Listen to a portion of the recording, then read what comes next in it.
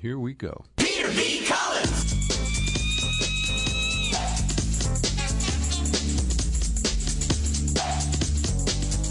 Peter B. Collins, news and comment. It's Friday, July 21st, 2017. And once again, as I record my daily news and comment podcast, we are streaming live video on Facebook. And I can tell from the comments I'm receiving that people see the video, and I'm trying to find it here myself. And I do apologize. We had to make a last-minute shift to move the video page from Peter B. Collins Show to just Peter B. Collins. That's my personal page.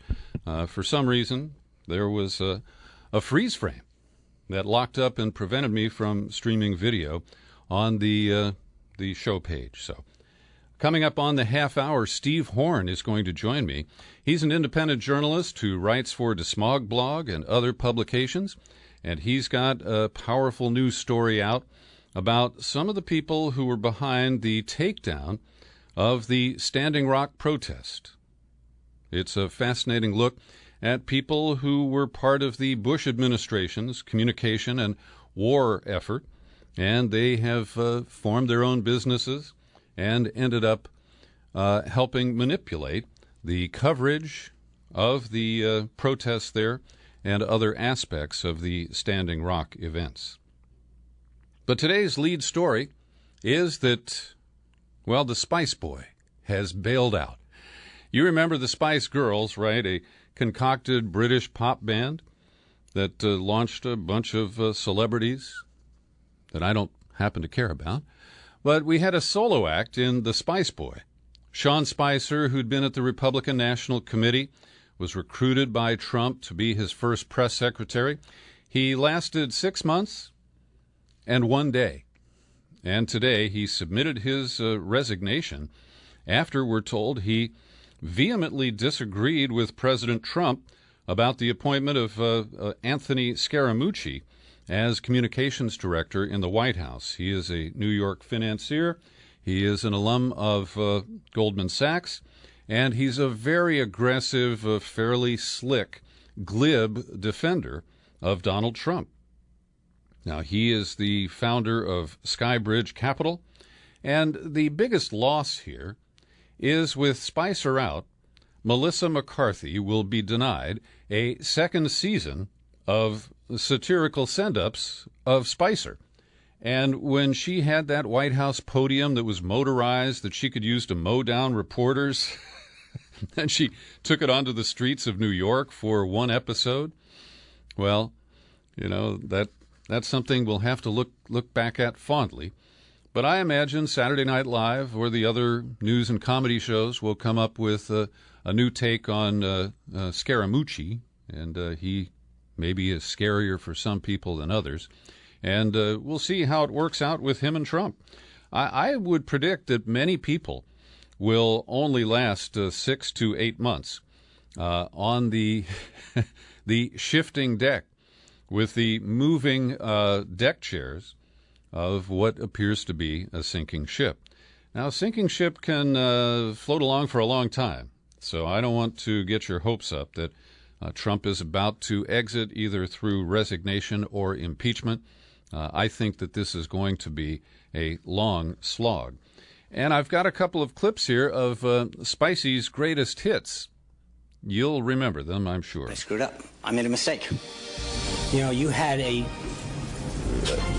someone as despicable as Hitler who didn't even sink to using chemical weapons. I think when you come to sarin gas, he was not using the gas on his own people the same way that Assad is doing. I mean, there was clearly, I understand your thing.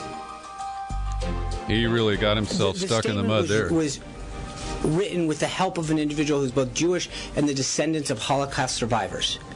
To suggest that remembering the Holocaust and acknowledging all of the people, Jewish, gypsies, priests, disabled, gays, and lesbians, I mean, is frank. It is pathetic that people are picking on a statement. Is it? Now, what about Photographs of the inaugural proceedings were intentionally framed in a way, in one particular tweet, to minimize the enormous support that had gathered on the National Mall. This was the largest audience to ever witness an inauguration, period, both in person and around the globe.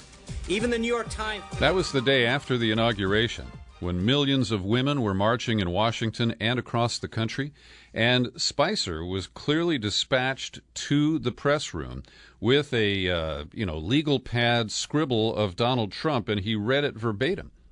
And that happened a number of other times along the way, where it was clear that during the briefing, Spicer was being handed notes or being given text messages on his phone that were coming directly from Trump. And it really underscores how hard it is to try to put a good spin on Trump in the media, because he is constantly undercutting the people who try to straighten out his lies and his mangled statements and make some sort of rational sense out of them. So this guy Scaramouche is known as the Mooch, and his number one characteristic is that he is considered vindictive. I'm sure Trump likes that. A Skybridge employee who spoke on condition of anonymity for fear of reprisal said, "I would say 70 to 90% of employees dislike him." Now, you've heard about Scaramouche because it was the story about him that was retracted by CNN that led them to fire 3 reporters back in, that was in May. And he kind of just accepted CNN's apology, and despite his described vindictive streak, seemed to kind of just take that as a punch and move on. Tom Frank, who is a friend of this program and a frequent contributor, and he still owes me $5. He has agreed that I won the bet that we made last August that Trump would win, and he has yet to fork over the $5. But in The Guardian today, he has an interesting commentary headlined, "The Media's War on Trump is Destined to Fail. Why can't it see that?" And he describes how the media's alarms about Trump have been shrieking at high C for more than a year. In January of 16, the Huffington Post began appending a denunciation of Trump as a, quote, serial liar, rampant xenophobe, racist, birther, and bully to every single story that it ran about Trump. Last August, the New York Times published an essay approving of the profession's collective understanding of Trump as a political mutation, an unacceptable deviation from the two-party norm that journalists must cleanse from the political mainstream. And Frank points out that this doesn't work, particularly with Trump's base. Number one, they don't read the New York Times. We're not sure they read much in the way of media. And they rely on the safe zone of Fox News and following Trump on Twitter for way too much of their information. And it insulates them from the very well-targeted attacks of the corporate media. And later in the commentary, Frank says, "These things don't happen because the journalists that remain are liberals. It happens because so many of them are part of the same class, an exalted and privileged class. They are professionals, and they believe in the things that so many other professional groups believe in: consensus, realism, credentialing, the wisdom of their fellow professionals, and, of course, the stupidity of the laity." That's you and me and the people in the flyover states. He closes by saying, "I believe that the news media needs to win its war with Trump, and urgently so. But as long as they understand that war as a crusade to reestablish the old rules of legitimacy, they're going to continue to fail. Until the day they get it right, the world will burn, while the in-crowd parties obliviously on." Well, I've been watching the Senate confirmation process for Trump's appointee to head the FBI for a 10-year term. His name is Christopher Wray, W-R-A-Y. And to my chagrin, the Senate Judiciary Committee yesterday unanimously reported out his confirmation and sent it to the Senate floor, where it is likely to be rubber-stamped before the August recess. And when you see the political parties, in their fighting stance over health care, it kind of, I think, misleads many people about the way they're so cozy about too many critical issues. And I've been a critic of the FBI since 1974. when I first covered the COINTELPRO program and the murder of Fred Hampton, the Black Panther leader, by FBI and Chicago police. And I have been a persistent critic of the FBI ever since. The appointment of Bob Mueller, a Republican, who is now the special counsel investigating Trump-Russia. He was a protege of Dianne Feinstein, our California senator.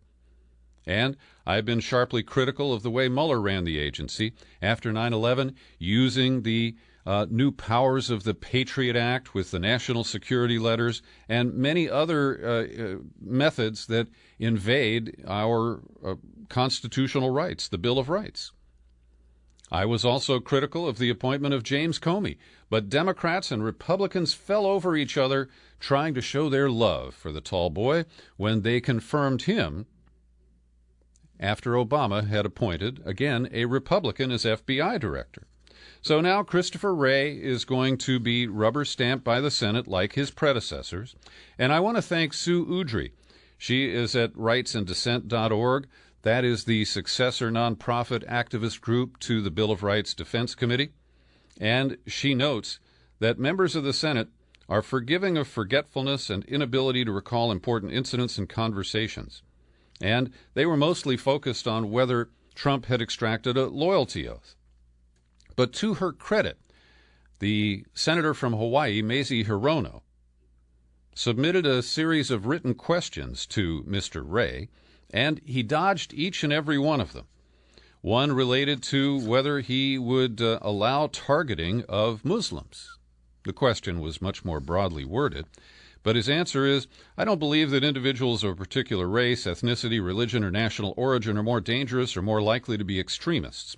In making investigative decisions, the appropriateness of taking certain characteristics into account for monitoring individuals depends on the particular facts and circumstances, blah, blah, blah, blah, blah. Now, no one asked him about the 15,000 paid FBI informants who are on the street today, mostly infiltrating mosques and other Islamic communities. Nobody asked about the abuse of national security letters. And it was Tom Drake who, in a recent interview, pointed out to me that national security letters have been declared illegal or unconstitutional by a district court of appeals. That's not binding on other jurisdictions, but it is an important precedent nevertheless. And so what we have is another breezy confirmation process where this new FBI director gets a free pass. Nobody examines the policies. They accept that, oh, he hasn't read the manual. He made all kinds of admissions that there's a lot he doesn't know about the FBI, and he didn't bother to learn it before he faced the senators for confirmation. And so this falls so short of the advice and consent of the Senate. The oversight of an executive branch appointment like this that is so crucial and could last for up to 10 years. And here's a fresh example of FBI abuse, an extensive expose published today in the Los Angeles Times. It covers the case of a man named Raymond Lee Jennings. He was a security guard who was convicted of murder despite his insistence on his innocence from the start, and he ended up spending over 10 years in state prison. He was convicted based on the speculative testimony of an FBI profiler. And we've now learned that this was absolutely false. And Ray Jennings has been released. It was actually 11 years that he spent behind bars. But finally, in recent months, a judge declared him factually innocent. And that doesn't happen very often. So this is just another case of why I regard the FBI as a rogue agency, and I criticize those who have failed to, exercise their responsibility to rein it in. It's really inexcusable. Yesterday, I released to my subscribers an in-depth interview with a fascinating woman and the author of a new book called Jail Care. Dr. Carolyn Suffren is an OBGYN who practiced in the San Francisco County Jail. And she also is a medical anthropologist. And based on her research in San Francisco, she wrote this new book. And one of the aspects, because of her medical profession, she treated women who were pregnant and a handful who gave birth while they were in custody. And I asked her about this medieval practice of shackling women to a hospital bed while they give birth. I have yet to hear of a case of a pregnant woman who was in labor who was not who escaped because she wasn't shackled. I have never heard of a pregnant woman in labor escaping custody. And it is just an atrocious practice. It is beyond comprehension that our country still allows this to happen. It's a barbaric practice. It's inhumane. It has been denounced by the United Nations Human Rights Commission, and it's also a medical risk. And every major medical organization in this country denounces the practice and says it should not be done. However, there are only 22 states in this country that have laws that prohibit the shackling of pregnant women in labor. And even in those 22 states, it is still known to happen. There are still reports that it happens even after laws have been passed. And then there are the 28 states where there is no law prohibiting this. So it's really just shocking, and I think reflects a number of things, but the degrading and demoralizing way that we view prisoners and that we view pregnant prisoners, the fact that we could think this is even possible, and that this is the default. You have to have a law that says don't do this. And I think that also speaks to the fact that we forget that there could possibly be a pregnant woman behind bars, and so it's more of an afterthought. Now, just last week, Senators Booker, Senator Harris, Kamala Harris from California, Senator Warren, and Senator Durbin introduced the Dignity for Incarcerated Women Act, and that bill that they have proposed prohibits the shackling of pregnant women who are in federal prisons. That's Dr. Carolyn Suffren, an excerpt from our in-depth interview, which is available for subscribers right now at peterbcollins.com, at iTunes, TuneIn, and other outlets. And these interviews are made possible by my subscribers, people like Susan Gavet, Jim Garrison, Grant Gibson in Portland, Carla Mahoney in Virginia. I really appreciate your support. And I invite others to join in. Now, people routinely cancel their subscriptions. It happens. And I've had a couple of cancellations recently. So if you'd like to step up and close the gap there and help me with my cash flow, I'd really appreciate it. You just go to peterbcollins.com, no matter what device or browser you're using. Click on the menu button, pull it down, click on Become a Subscriber. That takes you to the sign-up page. And from there, you've got choices, $5, $10, $20 a month, or our $50 annual subscription. As you know, I am often critical of reporting that I think falls short of journalistic standards. And recently, I've been sharply critical of The Intercept for its coverage of the Reality Winner case. Reality Winner, the woman with the improbable name, is the NSA contractor who blew the whistle by releasing to The Intercept a top-secret NSA document. And before I go deeper, I just want to mention that her name is unusual. But just this week, I was talking to a rep from a major telephone company, and his name is Washington Capers. Now, I have covered many Washington Capers, but I've never found an individual with that name. I don't know exactly how else to share that with you, but I just did. So anyway, Reality Winner, as you know, was working in Georgia at an NSA contractor, and she was not very careful. She used an NSA copying machine to copy this top-secret document. It left secret watermarks that were then used by the government to identify Reality Winner as the source of the Intercept's leaked document. And it was the reporter Matthew Cole who, for the third time in this case, burned a person who, was working undercover, burned a whistleblower. And you may have heard in my exclusive interviews with John Kiriakou and Joe Hickman how they were burned by Matthew Cole. Kiriakou flatly said he would not have gone to federal prison were it not for Matthew Cole. And he said, I don't know if he bungled and it was ineptness on his part, or if he intentionally helped get me convicted. Likewise, Joe Hickman, who blew the whistle on shenanigans at Guantanamo, he blamed Matthew Cole for destroying his story when Cole worked at ABC News. So today, Trevor Timm, who's a man I respect, wrote a piece that's published at The Intercept that describes some of the tactics the government is using to prevent Reality Winner's lawyers from properly defending her. And these are significant issues. But The Intercept is still playing the game, referring to Reality Winner as the alleged Intercept source. Now, I think we can dispense with that because the government arrested Reality Winner before The Intercept actually published the document that she leaked to them.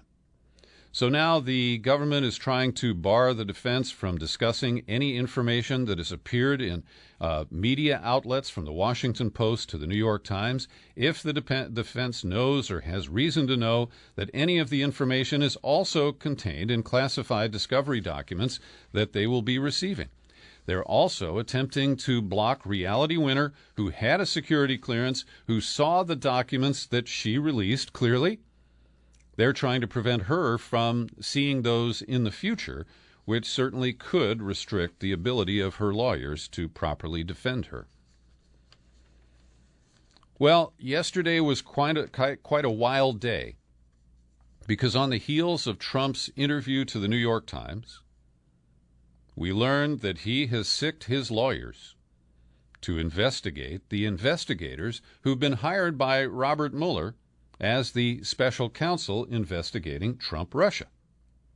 And this is not new. Bill Clinton did similar tactics against Ken Starr, the special counsel who was investigating him.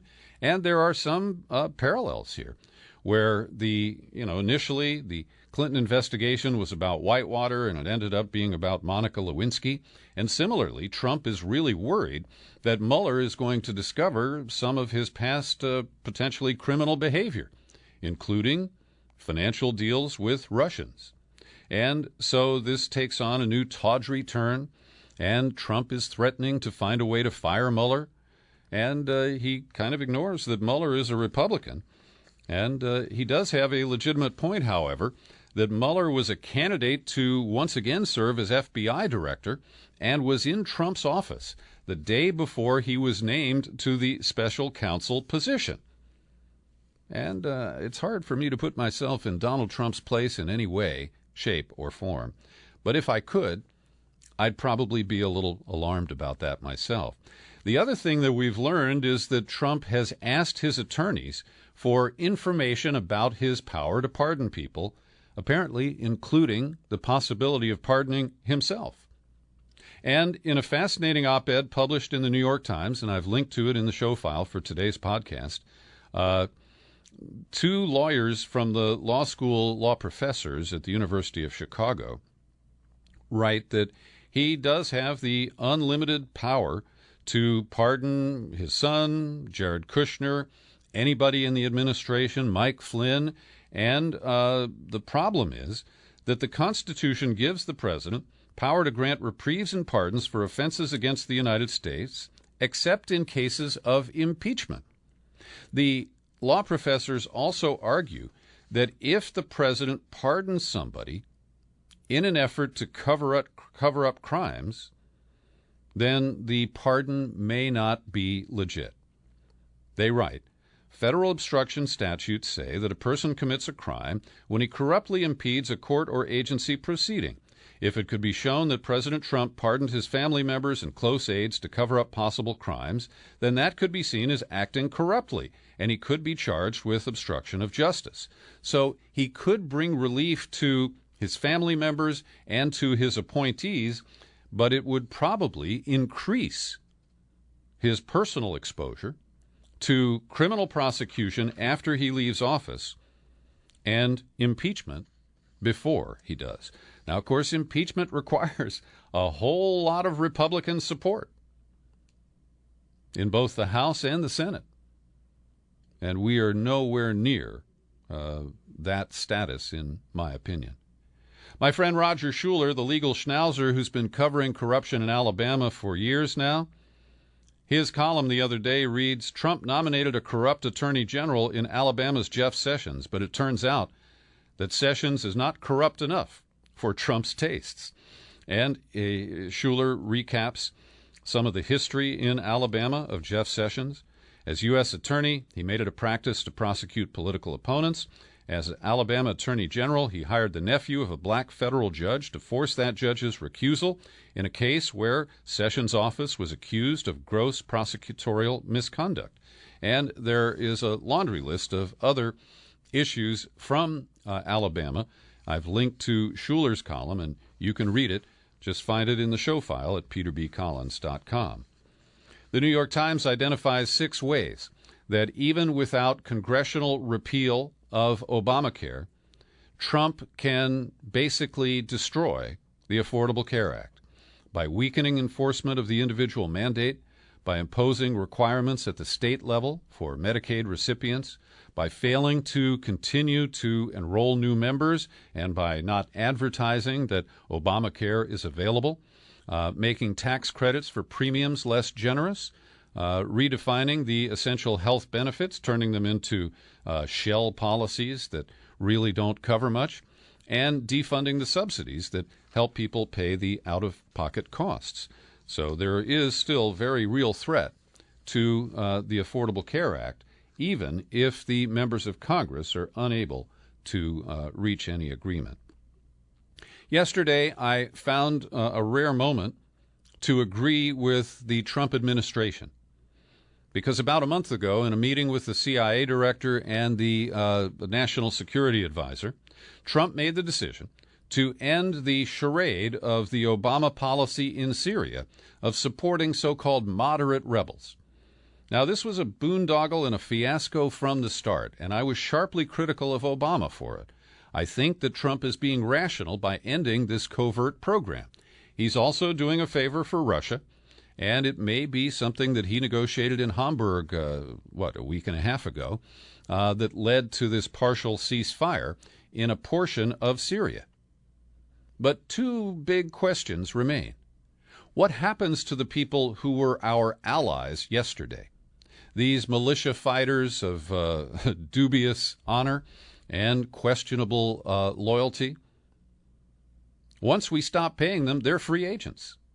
Will they go to work for the Islamic State? Will they go to work for the Assad government or for one of the proxy groups funded by Qatar or by Saudi Arabia, including al-Nusra, al-Qaeda? We don't know. And maybe that's part of the secret in Trump's still secret plan to deal with the ongoing civil war in Syria. And the other question is, okay, let's say all this works out just beautifully the way Trump imagines. The Islamic State is vanquished.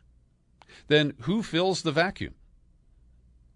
Do we just wave goodbye and pull out the secret forces that we have in Syria and say, Assad, come on back, you won? Well, nobody knows. And Trump isn't saying. Nobody's asking him about it. Didn't come up in the interview in the New York Times the other day. It's 2:30 now Pacific time, and if you're watching on Facebook Live, my greetings to you from the secret studio here in California. And if everything has worked out properly, this would be Steve Horn on line 1. Steve? Okay, not yet. Steve is going to be calling in here momentarily. And Steve is an independent journalist. He writes for DeSmog Blog and other publications. And with a colleague, he has published an interesting story about some of the people who were brought in to help dismantle the Standing Rock protests last winter over the Dakota Access Pipeline. So, Steve, if you're watching on Facebook, go ahead and call in now. I'm ready for you. I do have a couple of more items here that I wanted to pass along. The blood is on the streets of Caracas as a general strike has been called against the government of Maduro. And Nicolas Maduro is a figure I don't have a clear take on, but I generally consider him to be a victim of American and other foreign efforts to destabilize his government.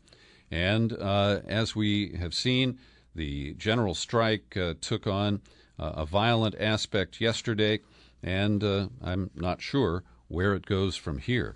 Also, blood on the streets of Mosul. In Iraq, the Islamic State has, we've told, been vanquished from Mosul, but there's a lot of score settling going on, and we're seeing some of the Shiites who are in ascendance in Iraq settle scores with Sunnis, including those who they considered sympathizers of the Islamic State. And finally, as a recovering Catholic, I don't spend a lot of time talking about the Vatican and some of these issues. But my friend Tom Rees, who writes for the National Catholic Reporter, sent me his latest column, and I've linked to it for you to read because it's quite eyebrow-raising. It appears that two colleagues of Pope Francis have been authorized to publish an article in the Jesuit publication La Civiltà Cattolica. And in it, these two people, who are both close to Pope Francis, Antonio Spadaro and a Presbyterian named Marcelo Figueroa, who's from Argentina, they have slammed the American Catholic Church, not quite that explicitly, but by inference, for its alliance with the evangelical fundamentalists in this country. The article, quote, says, "The fundamentalist theocratic desire to submit the state to the Bible is impelled by a logic that is no different from the one that inspires Islamic fundamentalism, and the theopolitics spread by ISIS based on the same cult of an apocalypse that needs to be brought about as soon as possible." The main thrust of the article is an attack on the use of religion to sanctify the paradigm of war in American politics and America's role in the world. Quote, "Both evangelical and Catholic integralists condemn traditional ecumenism and yet promote an ecumenism of conflict that unites them in the nostalgic dream of a theocratic type of state. Xenophobic and Islamophobic visions that want walls and purifying deportations exemplify the ecumenism of hate." Well, I think that's pretty remarkable, and I'm glad to see some principled Catholics standing up and challenging the politics of the Catholic Church here in the United States. Looking for Steve Horn here on line one. Steve, is that you on the white courtesy telephone? That's me. Hey, welcome to the program. Good to have you along today. Good to be. One second, Peter. All right. That is Steve Horn, and as I mentioned, he's an independent journalist. He publishes at the Smog Blog and other outlets. And you and a colleague have put together an interesting investigative piece, Steve, where you have identified that many of the behind-the-scenes players in the crackdown on the water protectors at Standing Rock last winter have histories of working for the Bush administration and working essentially to run war propaganda. Tell us more about this. Yeah, well, okay, so the backstory is that it was a big story back in the fall. And by the way, thanks for having me on the show, and sorry for the noise at the beginning. But the backstory, for those who may not have been steeped in following this story back in the fall when it was big news, basically there was a lot of kind of talking points that were coming out about how the protesters or the water protectors who were at the Standing Rock Indian Reservation in North Dakota protesting against the Dakota Access Pipeline, which would, they're protesting against the easement, which would cross the Missouri River and Lake Oahe. Lots of talking points started popping up about how the protesters were, violent, had sympathies with the Palestinian, pro-Palestinian movement. They were polluting the camp. They were thuggish. They were throwing Molotov cocktails. Kind of typical talking points you heard about the Occupy movement several years earlier. Right. Kind of reared their ugly heads again. But the backstory is that it seemed like at the time these are mostly coming from law enforcement, especially the local sheriff's department. So that was Cass County and Morton County, and lots of other, of course, police departments came from across the country under this compact called the Emergency Management Assistance Compact. But the backstory that my colleague and I uncovered is that through using the open records request, and because there were so many different states involved, we actually got these records from the state of Wyoming through Laramie County Sheriff's Department. But basically, you saw that behind the scenes, these particular talking points were actually being crafted not by the police at all, but by, they're contracted out through the National Sheriff's Association to other organizations that had George W. Bush administration connections. And the two of them were, one of them was named DELV, which is an opposition research management group, mostly works with GOP candidates. It is run by the former head of the RNC research operation named Jeff Berkowitz. They didn't really do that much that we saw. That doesn't mean they didn't do that much. It's just that the records we got, they weren't really communicating directly with Laramie County, but they were CC'd on a lot of these communications, so we know they were involved. But what we did see was more explicit in our records, more explicit involvement of another firm, which is tied to the guy who was running the communications and public relations on the surge, and before that, just the general Iraq and Afghanistan war communications for the Bush administration, a firm by the name of Off the Record Strategies. You'll never see this firm quoted in the media, but it's run by another guy named Mark Faisal, and Faisal was basically directly drafting these talking points, but ended up getting disseminated. We saw the dissemination happen in the records. We saw it being passed to friendly media outlets, right-wing media outlets, radio and blog outlets in North Dakota, which then worked their way outward from there. But we saw that the origin point was an actual talking points sort of memo that was crafted by Mark Faisal, who again was a guy who was doing similar work for the Bush administration to critique the critics of the Iraq War, over a decade ago now. And Steve, the Bush administration. Just to help people, let me spell Feifel's name. It's a little unusual. It's Pfeifle. And Feifel does have a colorful history. And as you cite in the article, he was busy providing the language that was spewed by the sheriffs. And it was really strident. And I believe that they were also very carefully trying to construct the case for the militarized intervention that we ultimately saw.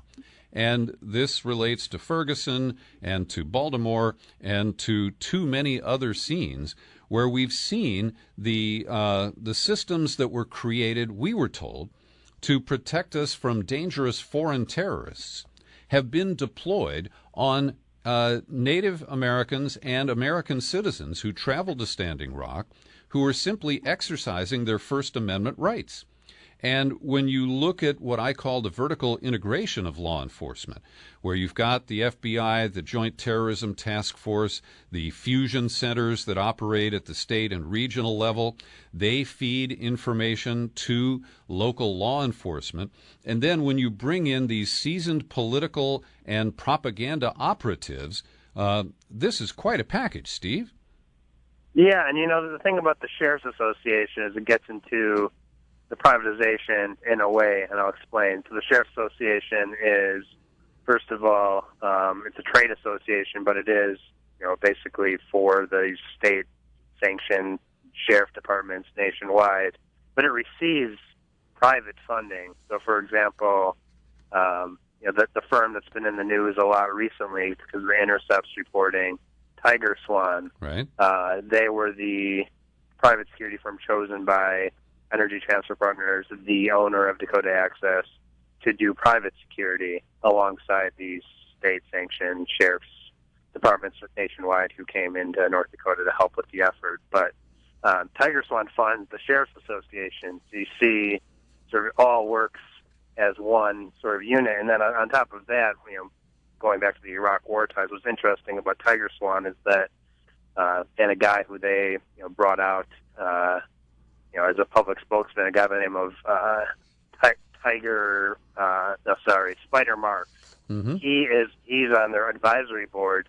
He actually led back in 2003 the shock. He was the head of intelligence for the shock and awe campaign in Iraq. So you keep seeing all these ties back to the Bush administration, and you see these ties to the Iraq War effort, whether it's through the Sheriff's Association, whether it's through Tiger Swan. I think that the most interesting thing about the Sheriff's Association, of course, is that they did a lot of this work, a lot of this PR work behind the scenes alongside firms like Off the Record Strategies and firms like Delve.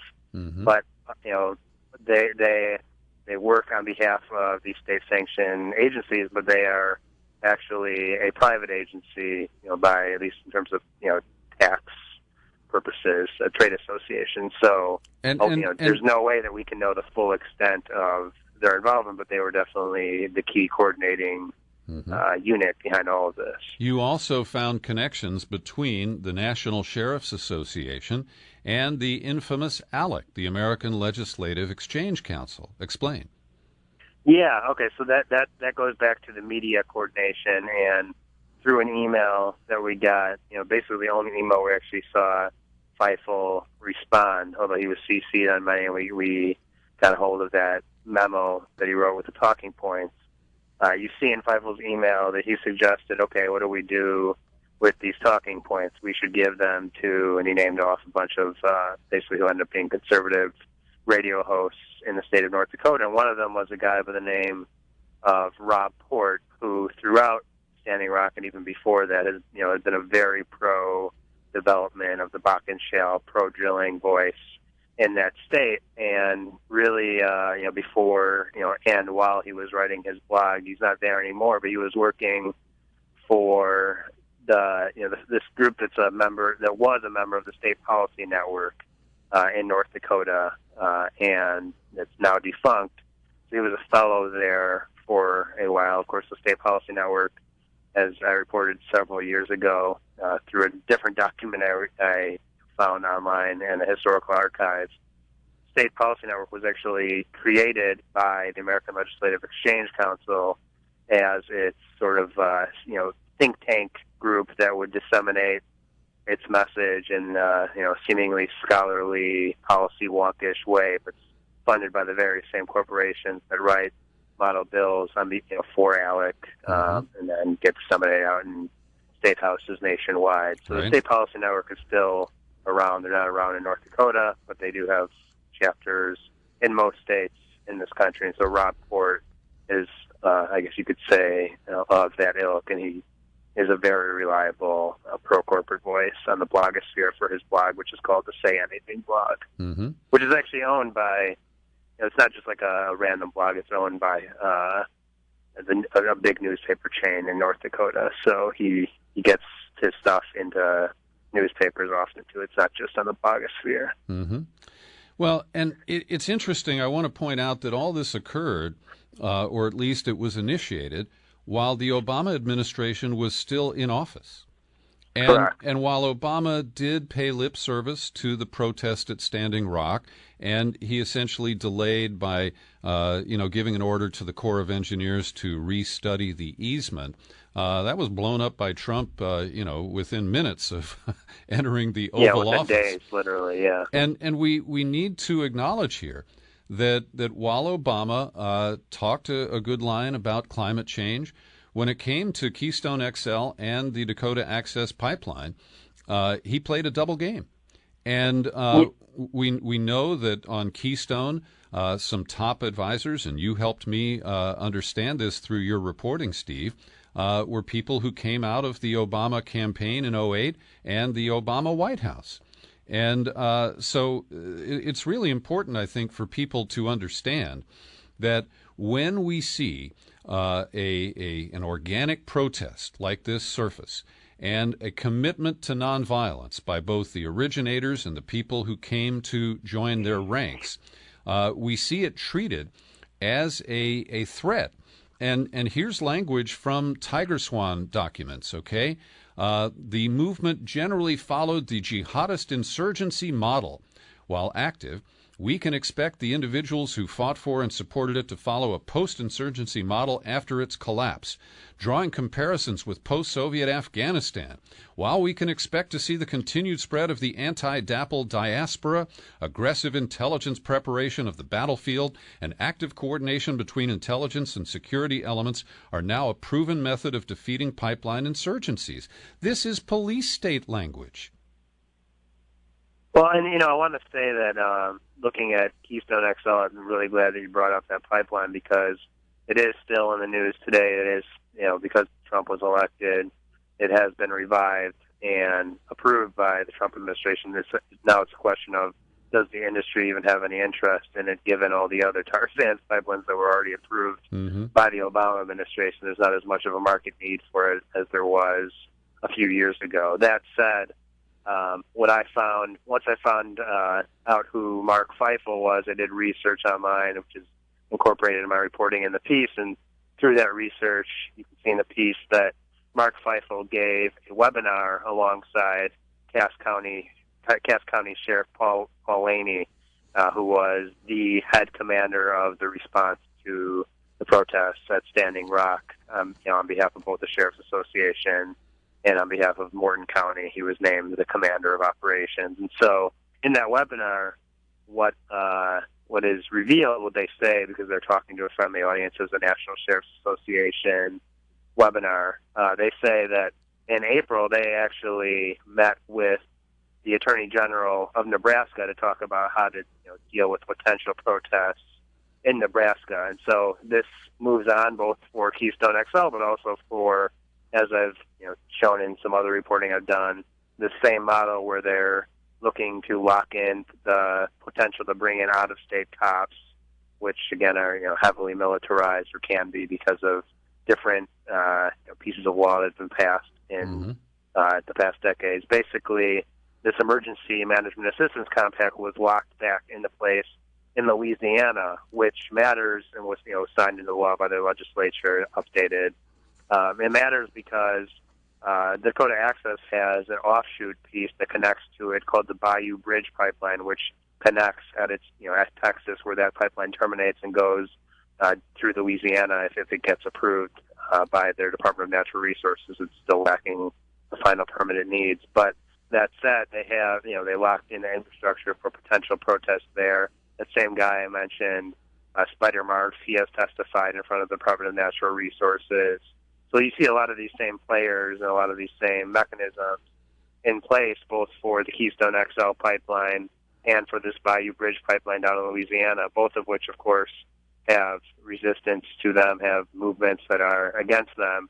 These mechanisms are in place that could replicate the Dakota Access sort of experience that we saw. And so that's why that's why I'm kind of staying on this, what happened at Standing Rock and what happened around the Dakota Access Pipeline, is because it's not just like a recent history story. It's actually, we're living through that history and we're seeing it being replicated elsewhere. Indeed. And even though there were no major Keystone XL protests along the line of the proposed pipeline, the fusion centers were conducting pre-protest surveillance, and they had tagged thousands of people who they expected to show up. They had files on them and photographs, and they were intercepting their Facebook traffic and their Twitter feeds.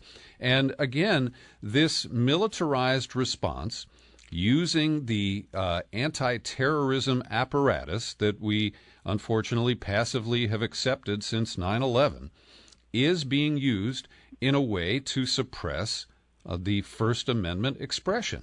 And I can't, words fail me to be any more aggressive than that in describing what a threat this is to our constitutional rights, Steve.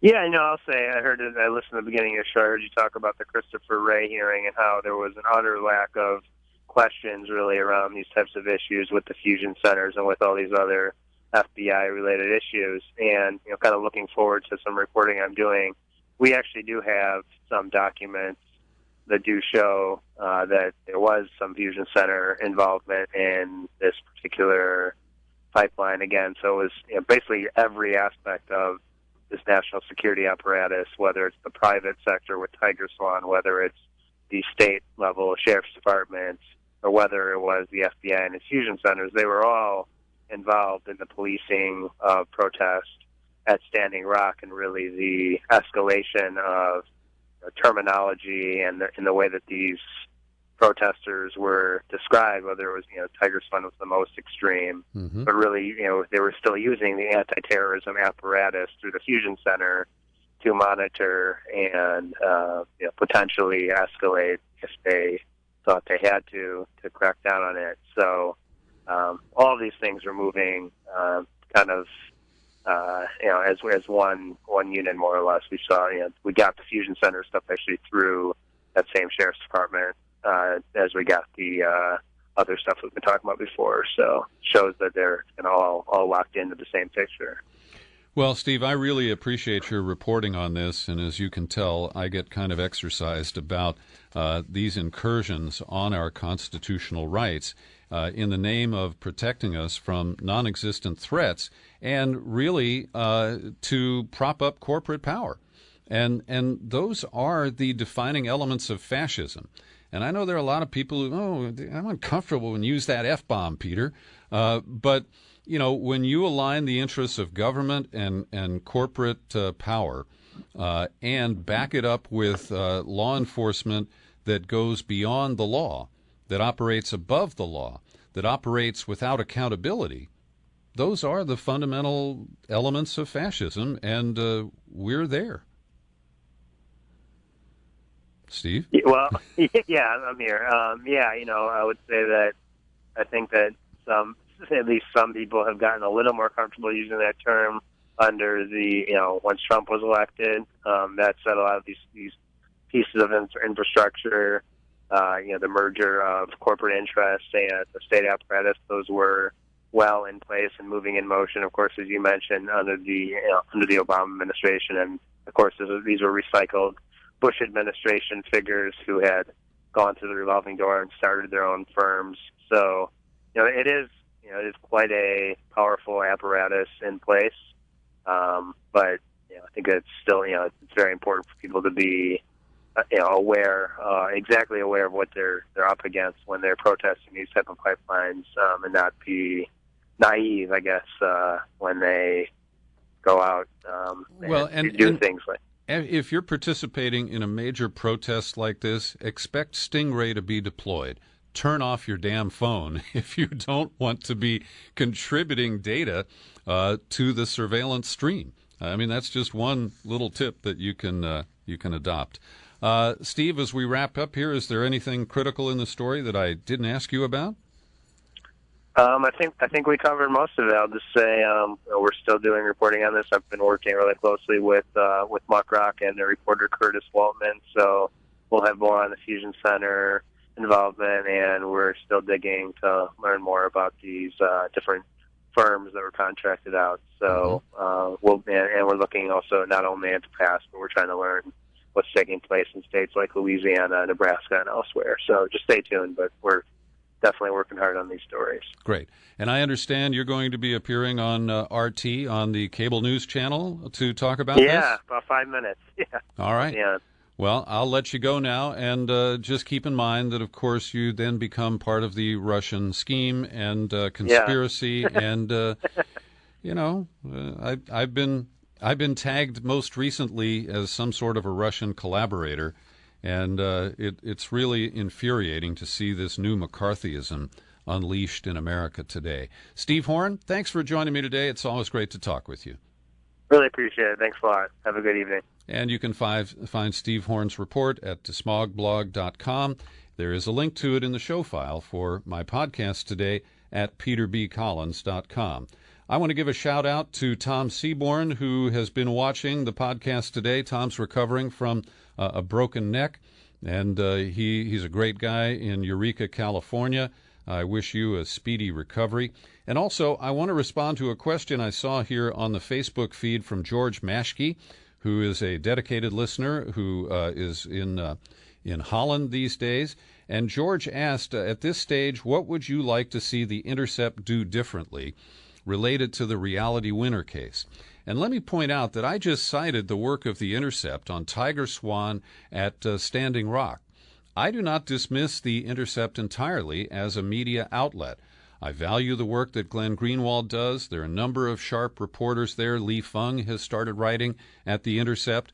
My criticism is aimed at their bungling of the leak that was supposed to be kept secret from whistleblower Reality Winner, and their failure to acknowledge the role of Matthew Cole in basically exposing Reality Winner when he went to an NSA contact to verify the document that had been leaked. And, I would consider it probably unintentional, but he ended up handing over the evidence that the government used to arrest and charge Reality Winner. That is bad investigative journalism.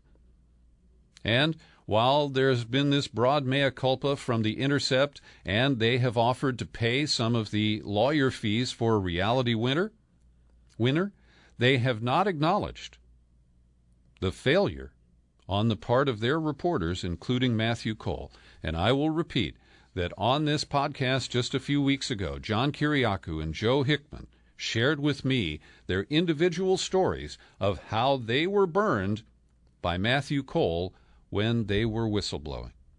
Thanks for joining me today on the News and Comment podcast and for watching on Facebook. I appreciate it. We will continue to bring you the news and the commentary. And this podcast is also available on YouTube if that's more convenient for you to use. I'm Peter B. Happy trails to you until we meet again. Happy trails.